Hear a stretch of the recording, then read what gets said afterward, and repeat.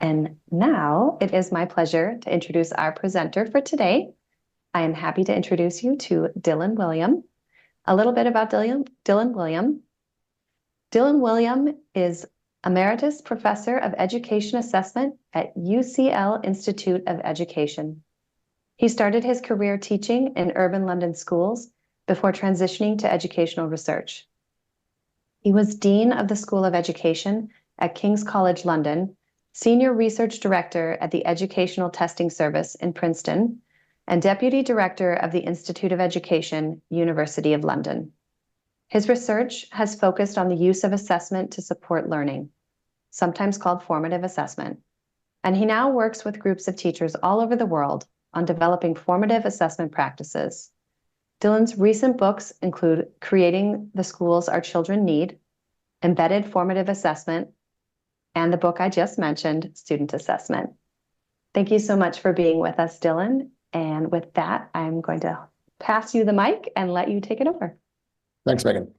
So as Megan said, the book is Student Assessment, and the big idea is very simple.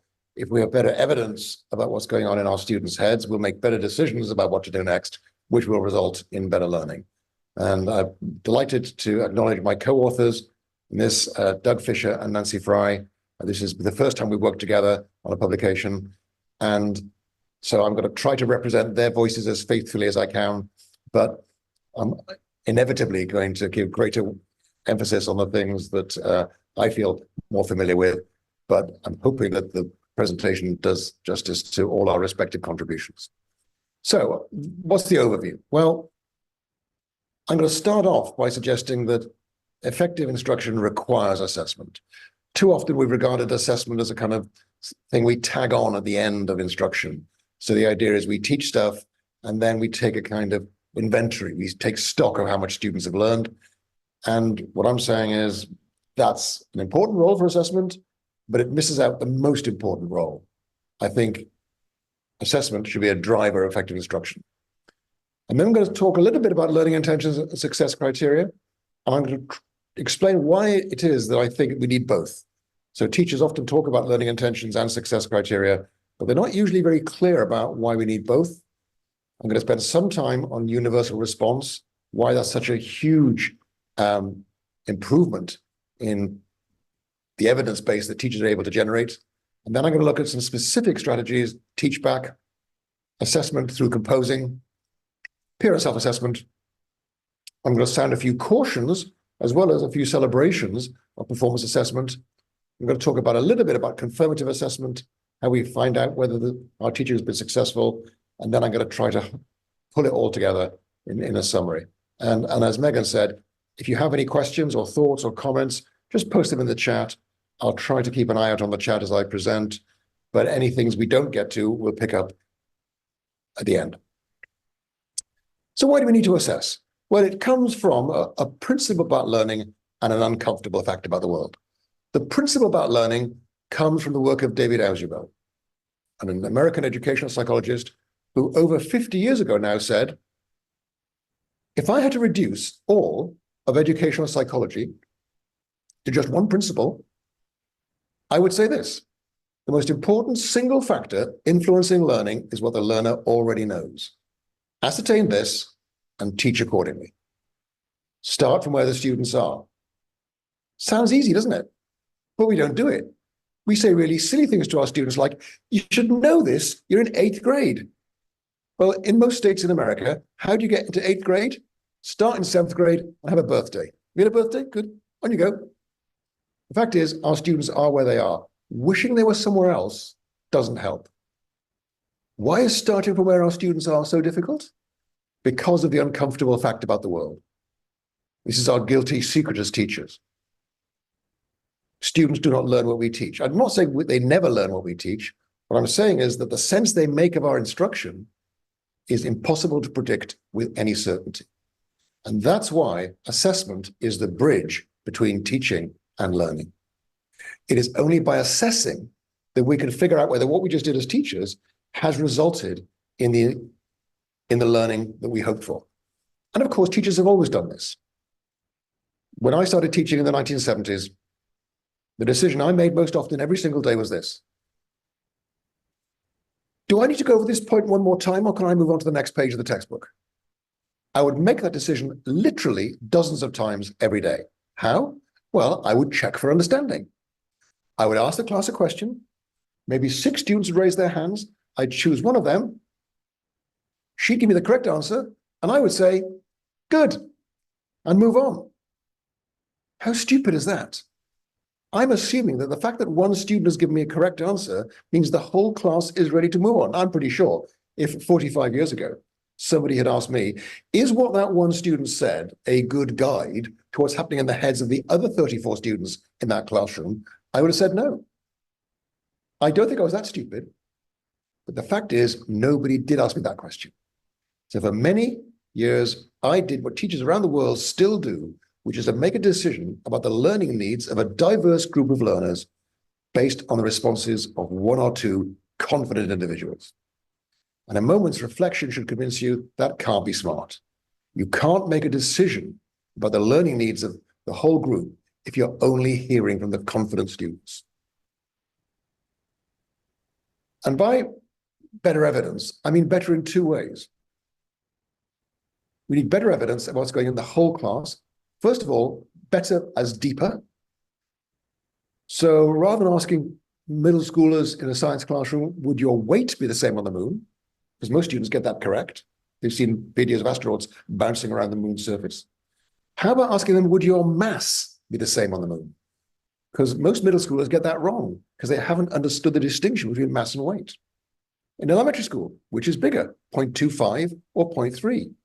Why is that worth asking? Because many young children believe that 0.25 is bigger than 0.3 because 25 is greater than 3. So it's first asking questions that are worth asking, and then secondly, getting a response from every single student in the class. The fact is that if we want to create genuinely inclusive classrooms, we have to say to all students, I need to hear from you. You belong in this classroom. You are a full member of this learning community. And I can't make decisions that adequately reflect your learning needs unless I hear from you about what you're thinking. So just to reinforce that fact, assessment is the bridge between teaching and learning. Before we go any further, I just want to actually kind of unpack these terms. And teaching is what we do as teachers. It includes everything in my view. It's what we do when we instruct. It's what we do when we set effective homework. It's what we do when we set effective group tasks. I call all of that teaching. But learning, I think, we need to be a bit more careful about. I had a leaking faucet in my home in Florida. And because American faucets are different from British faucets, which I know how to fix, I watched a YouTube video and I told my wife, I learned how to do it by watching a video. But that's not quite right. Because if I needed to repair another faucet, I would need to watch the video again because I didn't learn it. I followed a set of instructions and I got the desired result. But that's why I think we need to be very careful about how we use this term learning. Now, my favorite definition comes from Paul Kirschner and his colleagues. Learning is a change in long-term memory. And many people dislike that definition because they say it's more than memorization. Yes, it is. Because in psychology, long-term memory is where you store everything you don't need to relearn how to do. So if you can ride a bicycle, it's in long-term memory. And the point that Paul Kirschner and his colleagues are making is this. If we teach our students to do something, and they can do it at the end of the day's lesson, we check for understanding, every student gets it, but they can't recall it 2 weeks later, we shouldn't call that learning. We should reserve the word learning for a relatively long-term change in what our students can do. And this is really important because there's a strange paradox in teaching.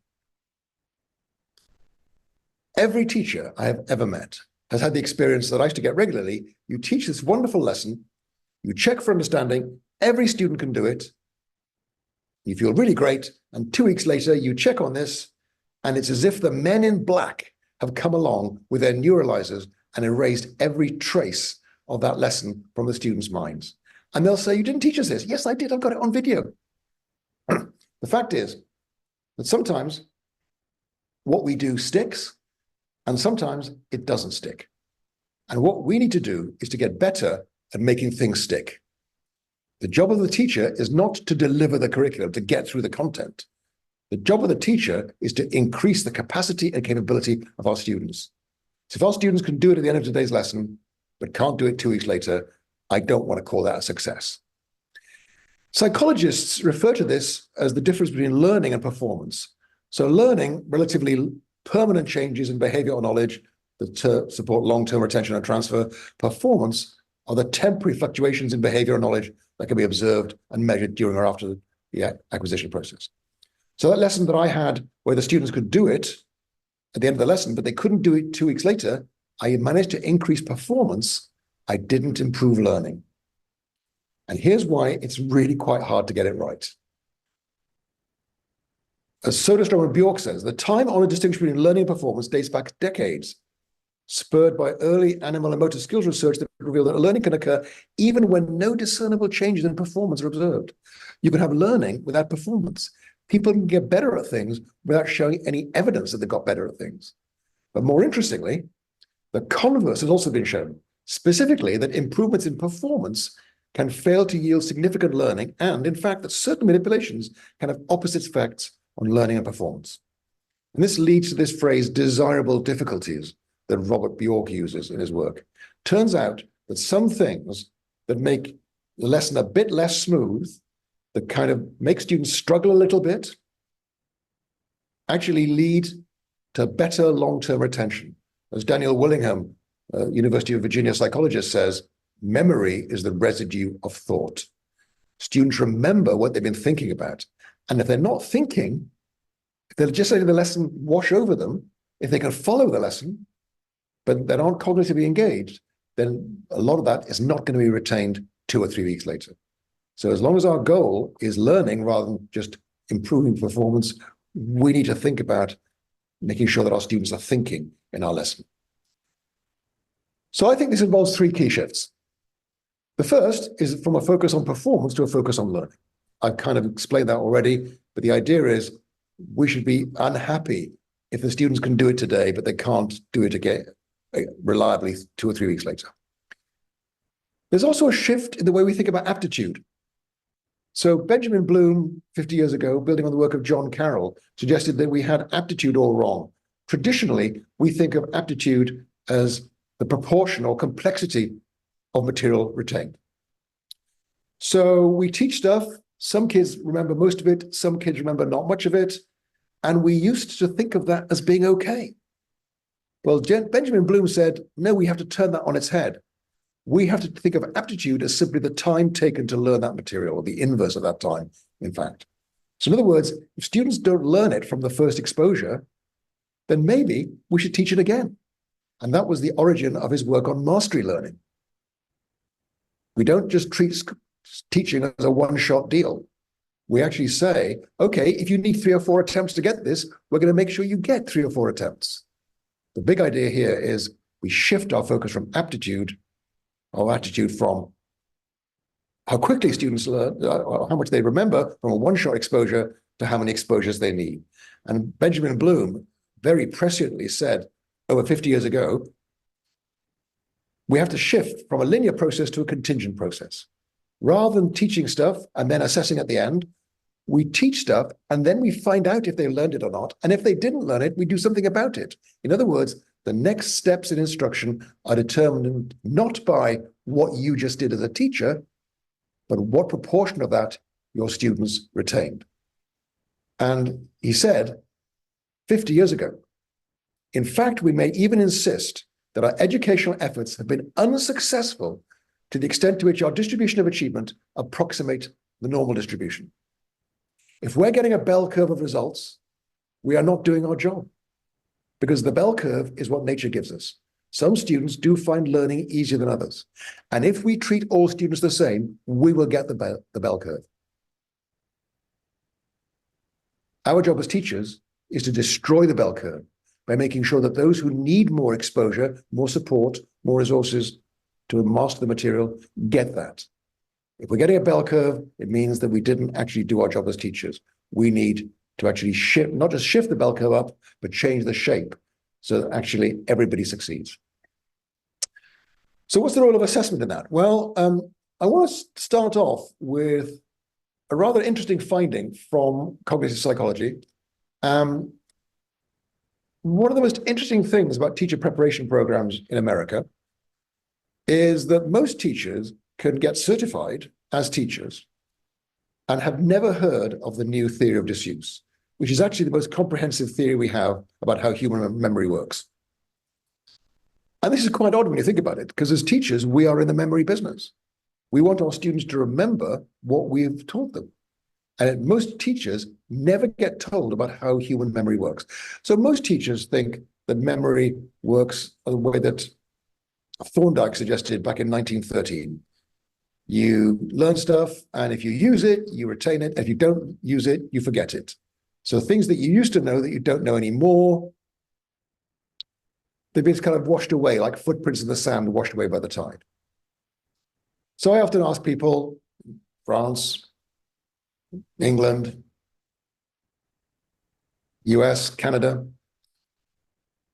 what languages you studied at school. And then I ask them, okay, in the language that you were taught when you were 11, 12 years old, what is the word for ear? And typically about 10 to 20% of people can recall that word. Now, if you were taught a language in middle school, I guarantee that you were taught the word for ear. No language teacher in the history of language teaching has ever not taught the word for ear in that language. So you definitely knew it at one point, but you don't know it now. You don't know it now. So you might assume it's like footprints washed away by the tide. But if I showed you a list of parts of the body in that language, you'd recognize the word for ear straight away, which you could not do if that memory had really gone away. It's still there. And so current thinking about memory, the new theory of disuse, says that everything in memory has two properties. One is how well learned it was, how deeply it's connected, and that can never go down unless there's brain damage.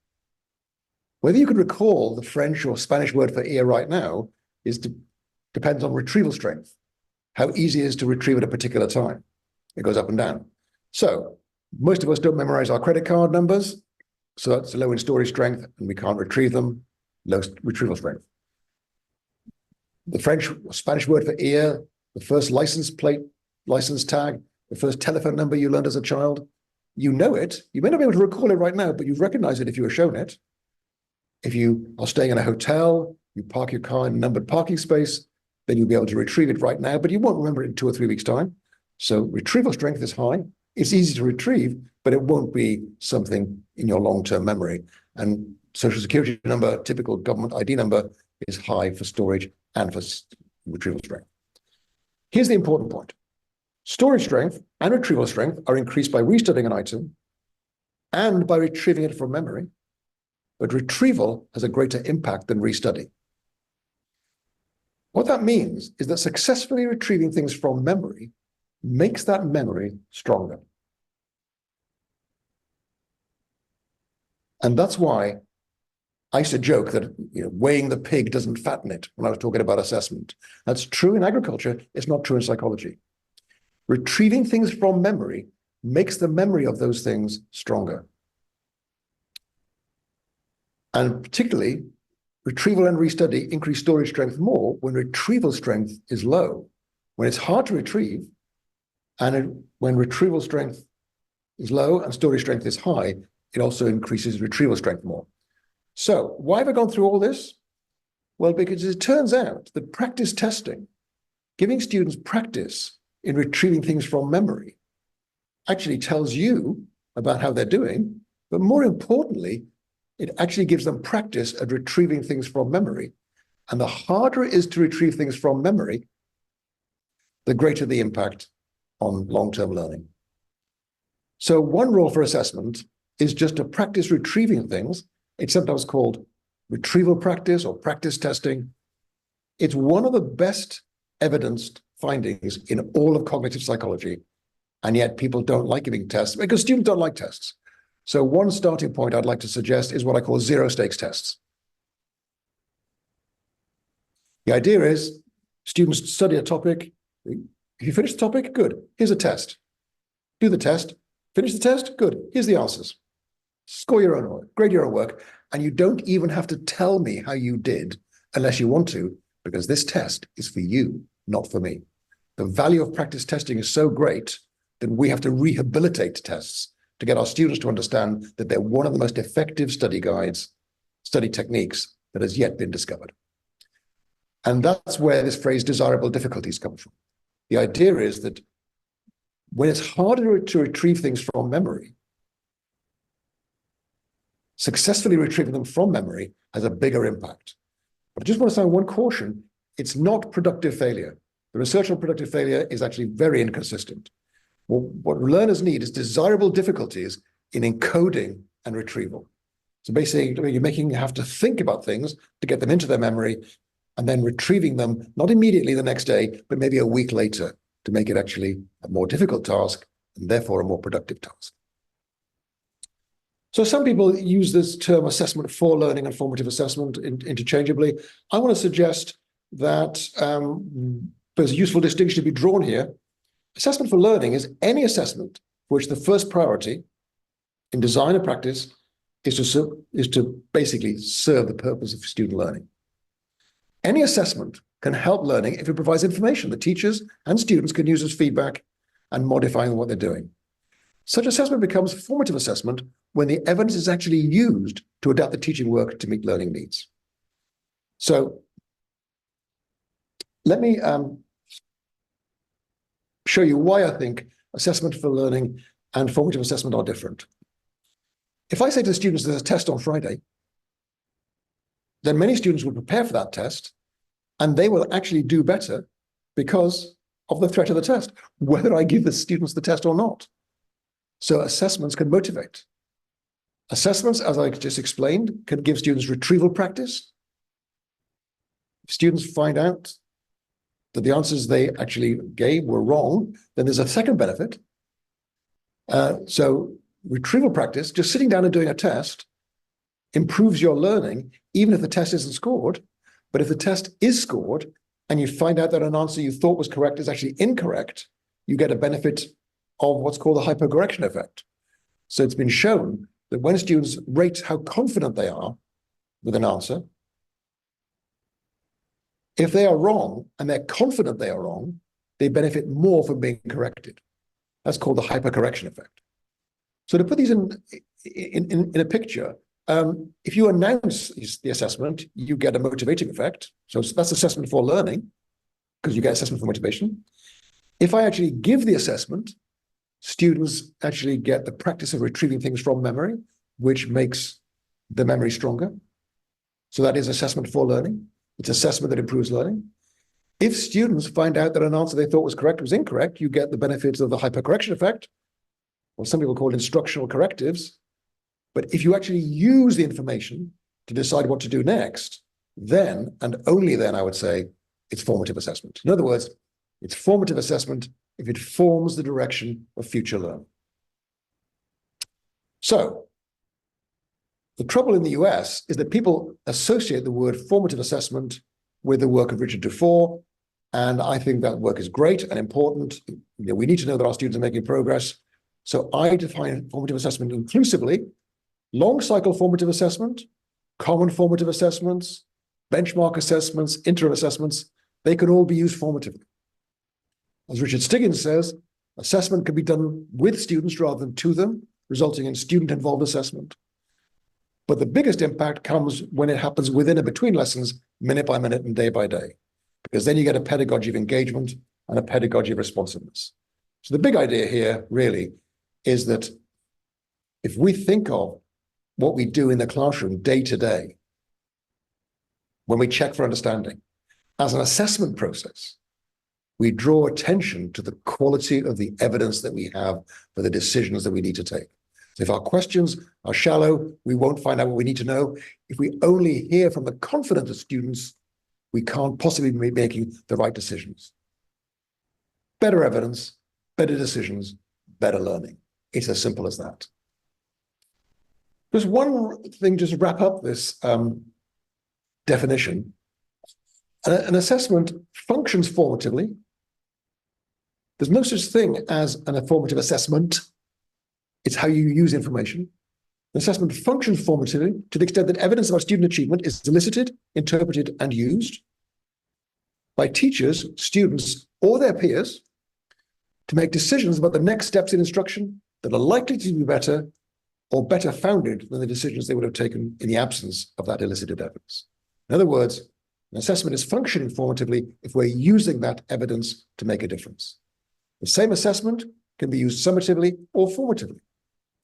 If I give a child in an elementary school a test of 20 of the 100 multiplication facts from 1 times 1 to 10 times 10, and I choose 20 of them at random, he gets 10 of them right, I can conclude he knows about half his number facts.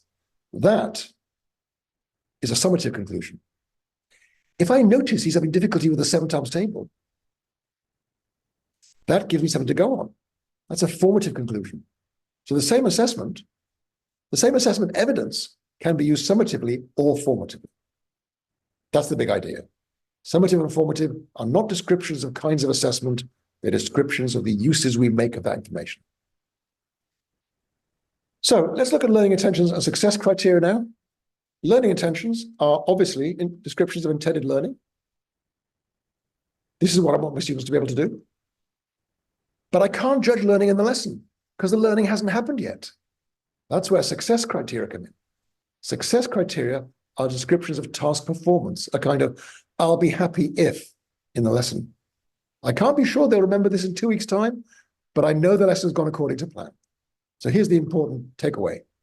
Learning intentions are not useful to students because nobody knows when they're actually learning. You can't check on learning until 2 weeks have elapsed. Learning intentions are most useful for teachers for planning teaching. Success criteria enable teachers and students to evaluate teaching. So that's why I think it's useful to have both learning intentions and success criteria. But the really important thing here is to start where you want to end up. So it's important to be really clear about standards, what students are expected to be able to do, the learning intentions we get from the standards, what we intend students can do after episodes of instruction, maybe not lesson by lesson, maybe week by week. I think one of the problems in education very often is we plan lessons rather than sequences of lessons. Success criteria are ways of students and teachers to be able to evaluate the effectiveness of instruction, and assessment is how we determine whether the students have met the standards. So being clear about that kind of process, I think is really important. The idea is we have the curriculum, and then the pedagogy, and then the assessment. Curriculum, what do we want students to learn? Pedagogy, how do we get students to learn? Assessment, how do we find out what they learned? Get those things in the right order, and things usually fall into place. So there are some examples of learning intentions and success criteria. I'm learning about tricky vowel patterns, but that doesn't tell you whether you're making enough progress. I can read and say words with the oo pattern. I can read and say words with the ow pattern. So the idea is that success criteria give flesh, if you like, to learning intentions. How will I know I've been successful? Success criteria will tell you that. Universal response, people make this so complicated. They have these so-called electronic voting systems, these so-called classroom clickers. And they say the great thing about these clickers is that you could actually record every single response. Yeah, that doesn't sound like a plus to me. The idea that every single response I've given in the classroom is recorded in an Excel spreadsheet until the end of time sounds distinctly creepy to me. I mean, if we want to create a classroom where students feel it's okay to make mistakes, the last thing we should do is record every single one of them. So I'm a big fan of low-tech, very quick, non-recorded universal response. So is that sentence correctly punctuated? Yes or no? Is that sentence correct? Green disk, red disk. Does that equation balance? Which of those 5 alternatives, that multiple choice question, are correct? A, B, C, D, or E? That kind of very quick read of the whole class enables a teacher to make a decision about what to do before moving on. It's not necessary to record that information. You won't do anything with it anyway. The important point is you're getting information just in time. You need to make a decision, get the evidence that you need to make that decision in a smarter way. There's nothing new here. This is an elementary school classroom in the foothills of the Atlas Mountains in Morocco. This teacher had probably never been on a teacher training program, certainly never had any professional development. And what I love about this picture is that none of the slates match. But I sometimes joke that mini whiteboards, those dry erase boards, are the most important development in educational technology since the slate.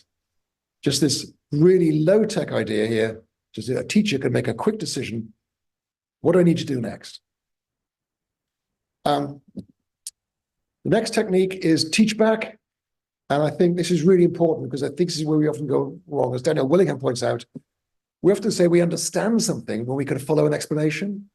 But actually, the true criterion is being able to explain to somebody else. As Daniel Willingham says, the standard of knowing is the ability to explain to others, not understanding when explained by others. That's why having students teach back is such a powerful assessment technique. It makes the learning more secure. It deepens the learning. It provides a kind of retrieval practice, but it also gives you, as a teacher, a huge amount of information about what's secure in the student's learning and what actually might need some help. So there's an increased focus. Of course, you help students develop precision in the use of oral language. They're forced to clarify their thinking. I think every teacher I've ever met has said at one point, I never understood this until I had to teach it. So let's make sure our students get the same benefit. And it solidifies knowledge. So that's why I think teach back is a very powerful assessment technique that we ought to be using more. We could teach back to a peer, to groups of peers. Students can actually prepare a teach back video that can be helpful for minimizing classroom time so that you can actually monitor those videos later. Obviously, watching a video takes time. So within about 6 months, certainly no more than a year, you'll be able to feed those videos into an artificial intelligence program that will actually transcribe it for you. And you're able to feed the transcript into ChatGPT-4, and it'll actually evaluate it for you. So you'll be able to actually do this much more efficiently than having to listen to every single student's teach back video. But it's also important to give students the chance to teach back to family members and maybe even to community members or to visitors to the school. The next strategy I want to talk about is assessment through composing. Some of these things are pretty familiar to you, I'm sure. The 5-word summary snowball. The idea is students read a text. Each student chooses 5 words that they think represents the text best. Then they team up with a peer and they pool their 5 words. So they've got 10 words and they choose the 5 best. And then the pairs of pairs pool their 10 words and then choose their best 5. And that gives you a really intense activity for clarify what are the big ideas in this text, which one's the most important. One particularly useful composing technique is this idea of sentence construction. Write a sentence at least 7 words long that has the word atom as the 3rd word. Just take a moment to do that right now. Write a sentence at least 7 words long that has the word atom as the 3rd word.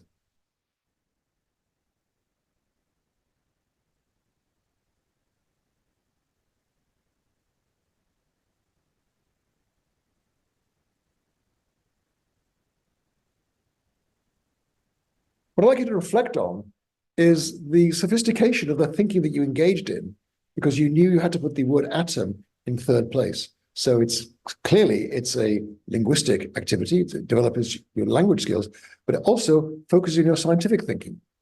So these kinds of tasks can be very easily developed. Here's a table from one of the teachers that Nancy and Doug worked with. And so you've got his generative sentences there. So atom 3rd, at least 7 words. Bond, 4th word, no more than 8 words. This is a very quick activity to generate and causes some very valuable activities for the students. Okay, rubrics obviously are essential for assessment. Yes, we can co-construct our rubrics with our students. Here's the thing I want to be careful about. Students are novices and you are an expert, so I am totally against co-construction of rubrics being a process of negotiation. The negotiations need to be rigged. The fox does not get to guard the henhouse, the lunatics do not get to run the asylum, and the children do not get to decide what counts as good work. Co-construction is a pedagogical device to get the students engaged.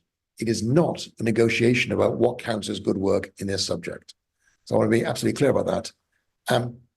One of the problems with rubrics, particularly as they're used in the US, is that they underrepresent the ideas that we care about, what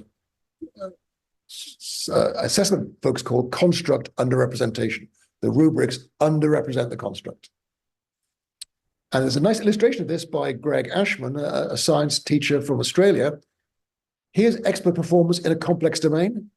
We then highlight certain features of the complex domain to create a rubric, and the students reproduce the highlighted features, but the glue that holds these things together is often missing. So it's just a caution about rubrics. Sometimes the rubrics don't capture everything. The rubrics is just the highlights, the glue is often missing. Rubrics often contain artificial models of progression. The best way from level 1 to level 3 might not be via level 2. 6-point writing rubric, if you get 3, 3, 3, 2, 3, 3, you might think that the thing you got a 2 on is where you need to work on. But on this particular piece of work, it might have been the most difficult and sophisticated actual aspect of the entire work, because the different dimensions of the rubrics aren't calibrated against each other. So sometimes the feedback can be misleading. And the other thing I would point out is that rubrics seem to me to be designed primarily for summative assessment. Most people use 4-point rubrics, with 3 being proficient, 4 being advanced. So why do we have 1 and 2? Why do we have 2 degrees of failure? Why do we want to distinguish between bad and really bad? Maybe because we want to give it a score. That's why I like Jennifer Gonzalez's idea of a single-point rubric. The idea is, here's what we're looking for, here's how your work fell short, here's how your work exceeded that. The idea of actually focusing on rubrics for instructional purposes rather than grading purposes, I think can be quite important. And again, may not indicate optimal learning progression. A self-assessment is, I think, the goal, always. We want students to be able to monitor their own work as they produce it. But I think we have to realize that self-assessment is cognitively demanding and emotionally challenging. So I think peer assessment can function as a stepping stone to self-assessment. So here's the big idea. Before you ask students to work to a rubric, give them the rubric and ask them to apply it to the work of an anonymous peer. Then there's no personalities involved. They're just working on this in order to find out what value this work has according to this rubric. They then begin to internalize the rubric in the context of somebody else's work, which is less emotionally challenging. And then you can sharpen it even further by asking the students to say, what feedback would you give to this student about improving this piece of work? That process enables them to acquire the rubric, to move it into long-term memory, so that when they come to do that task themselves, they're not actually having to try to learn the rubric and apply it to their own work at the same time. So I think the stepping stones are assessment of anonymous peers, assessment of actual peers, their neighbors in the classroom, and then self-assessment. Performance assessment, I think, is really important, but I think there's some trade-offs here that are not widely appreciated. So I think the key idea of performance assessment is absolutely laudable.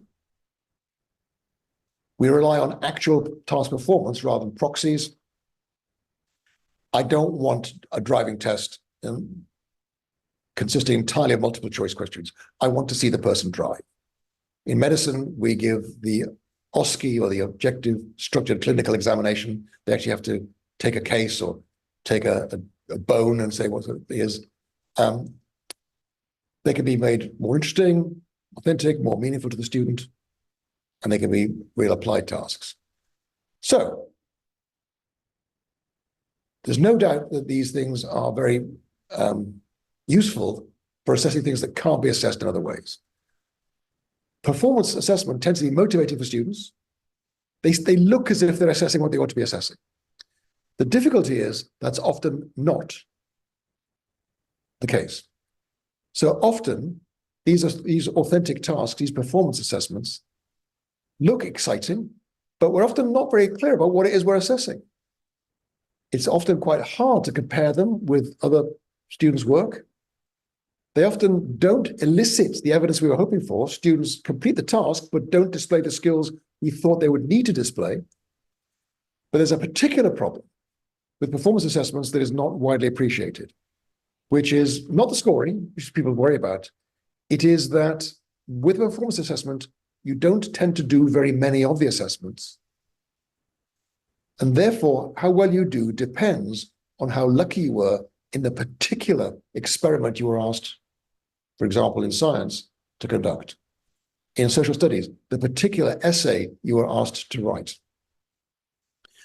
So this was nicely illustrated by Robert Brennan in his analysis of a number of performance assessments, some in K-12, multi-state bar examination, and some vocational tests, the American College Testing Work Keys.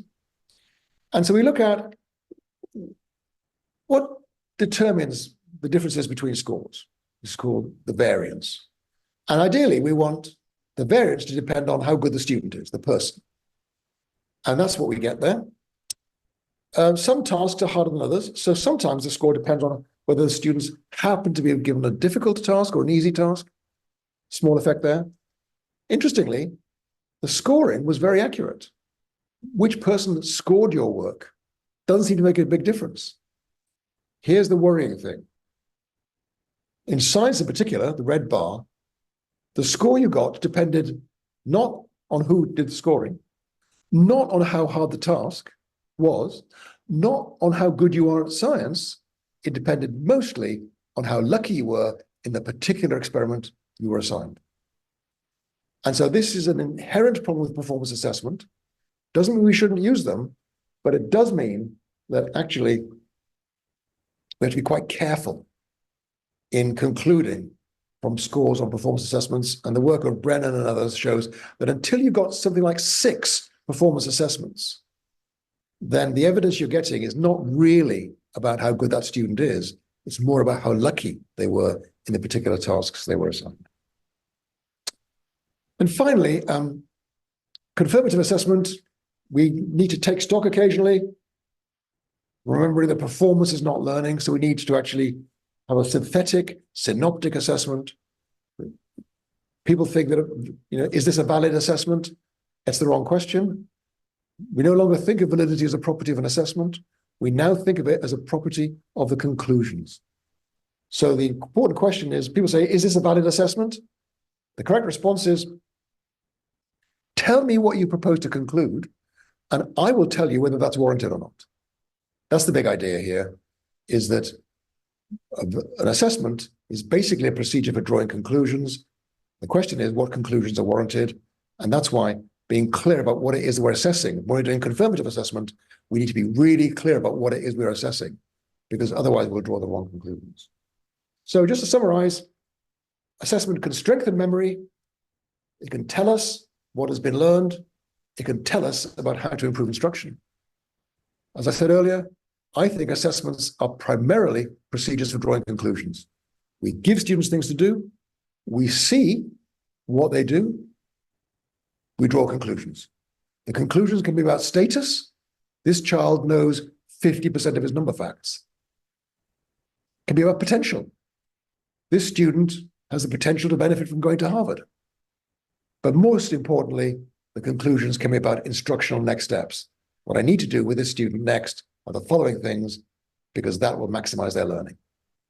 Ultimately, it's just about relating what we do as teachers to what our students learn. And that's why I know this is not just the next big thing, this current fad, and in a year's time, we'll be looking at something else. As long as teachers are systematically relating, what did I just do to what do my students learn, then teachers will always be able to advance their practice. And that's why assessment is at the heart of effective instruction. Assessment is the bridge between teaching and learning. The quality of the evidence you have is crucial. And that's why the big idea here is better evidence, better decisions, better learning. I'll stop there. Okay, Megan, any questions there you thought that particularly stood out to you? We do have some time for some questions. There Yeah, we was do. one that came up, which I thought was a pretty good one. And it was from Alma Valentin. Sorry if I slaughtered your last name, but Alma asks, what if you notice that when you're assessing the students, that some are not learning the concepts that you're teaching? What do you recommend? Could you give Well, I us an think that goes to the example? heart of Benjamin Bloom's argument.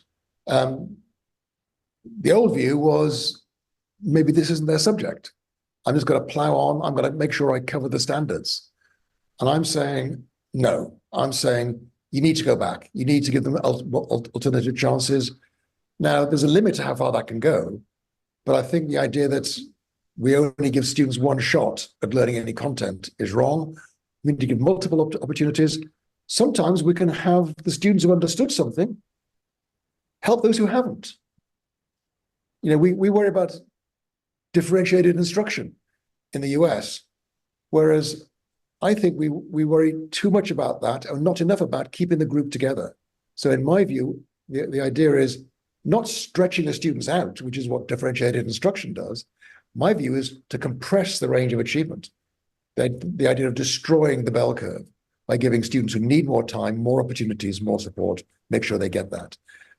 There's a limit to how far we can go, but I think we just need to redress that balance. All right, you ready for a couple more? Yeah, sure. Um, One question that came in was, how do we handle mandated state testing that is so prevalent in the United States? Well, Big one. it's a good example of render unto Caesar what is Caesar's. So look, you have to prepare your kids for the state tests, and they are used to support conclusions that are completely unwarranted. So people ask me, are the state's tests valid? And I say to people, well, what do you want to conclude? These are not measures of how good a schooler is. These are not measures of how good a teacher is. I mean, if you really wanted to measure how good teachers were, you wouldn't have the test in March. You'd have the test at the end of the school year. And ideally, you'd have another parallel test at the beginning of the school year so you can work out exactly how much progress each kid has made. So basically, they serve no purpose whatsoever. They just really reinforce the fact that some schools have as their core competence recruiting smart kids. They're not very good at teaching, they just recruit smart kids. And I think they have almost zero value as a way of improving education. And they don't even do the one thing that parents would like, which is to tell me, is this a good school or not? It doesn't do that at all. And so just to quantify this, the best estimates we have are that 8% of the variation in school test scores are caused by what that school is doing, either 92% is outside the school's control. And that's basically based on the OECD's PISA data. Really, those standardized tests don't do the one thing that they claim to do. And they also then distort. Now, the good news is AI will change that. So one of the biggest problems with American testing is we use multiple choice tests in 3rd through 8th grade because they're inexpensive to score. Most other countries use constructive response where students write essays and extended answers, and they're scored by human beings, and they're expensive. But here's my point. We spend around about $150,000 educating every American child, and we screw it up by saving a couple of $100 on the testing. So right now, we don't spend enough on testing, but pretty quickly, Texas is already doing this. We're now going to use not AI, we're going to use machine learning to score constructive response questions. So then we can actually have students being held accountable for learning stuff in classrooms, and teachers will have an incentive not to have kids guessing answers on multiple choice tests, but rather teaching for authentic understanding. That way, I think those state tests could be a force for good because there'll be tests worth teaching to. Right now, the biggest problem we have is that our tests are not worth teaching to. So teaching to the test harms students. I can think of assessments where teaching to the test would actually be in students' interest because the tests include everything we care about. All right, you have time for one quick one. What is assessment as learning? At what point is that determined? So it's an interesting historical story. So assessment of learning, traditional summative assessment, and then some people adopted this term assessment for learning. But when they defined assessment for learning, they focused on the role of the teacher. And they realized they'd forgotten the students. So Lorna Earle and her colleagues in Canada proposed assessment as learning, as encompassing the student's role. The point is that that was never a problem for Paul Black and myself, because we've always included the students and their peers as key agents in formative assessment. So I don't like the term assessment as learning, because an assessment is a procedure for drawing conclusions, and learning is a change in long-term memory. Saying that they're the same thing doesn't help in my view. The point is the teachers and students and peers all have a role in supporting each other's learning, and that's what formative assessment is. That's why I don't think we need the term assessment as learning. It just confuses rather than clarifies. All right. I think that's a great note to leave this on. Thank you so much. If everyone could just take a quick moment to search down at the bottom of their screens and find that reaction button, and just help me thank Dylan Wiliam for such a wonderful and thoughtful presentation today. So thank you for a wonderful presentation. I hope everyone has a wonderful day, a wonderful week, and tackles everything they need to. Take care, everyone. Thank you.